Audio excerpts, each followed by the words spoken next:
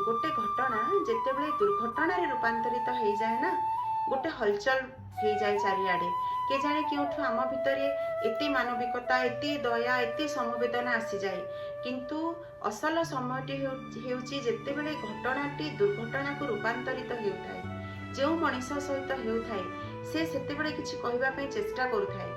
से समस्त को निजर असुविधा बुझेबा पई चेष्टा करूथाय। तार सांग साथी को, तार घरे परिवार जनरे, तार अंतरंग लोकन को जेतेबेले से कहूथाय जे मते एठी असुविधा हेउची, मो जीवन रे ए सब कष्ट मु अनुभव करूची, मते सहज लागू नाही, सेतेबेले केवल समस्ते ताको उपदेश दे थांती। आ जदि से झियो पिला हेई थाए तेबे तो कथा सेठी सरला। लोके कौन कहिबे, समस्तंकर सम्मान को तू जगिबा उचित, तोर तू बोधे एडजस्ट करि पारुनु, तू बोधे बुझी पारुनु, तोर केउठी भूल रही जाउची, तू चुप रही जाबा उचित, एभली कथा आगो को बढ़िबा उचित नुहे। से जे कोनोसी विषय रे हेथाउ सेतेबेले आमे सुनिबा बदल रे ताको केवल फंपा उपदेश ही देथाउ। जदिओ समवेदना सेतेबेले आवश्यक थिला।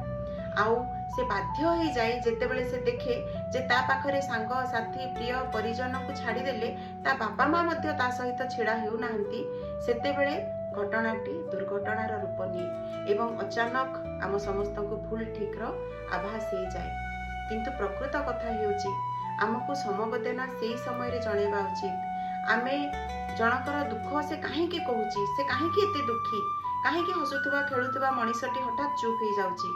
जदि से निजर भाबी आपण को कहबा पई चेष्टा करूची तेबे सबुबले उपदेश न देई आमे धैर्यर सहित तार असुविधा को सुनिबा मध्य उचित। एवं अनेक समय रे सुनी देबा द्वारा कहूथुबा लोकर मन रो बोझ अनेक मात्रा रे हल्का हो जाय थाए। एहा मध्य गोटे प्रकार साहाय्य।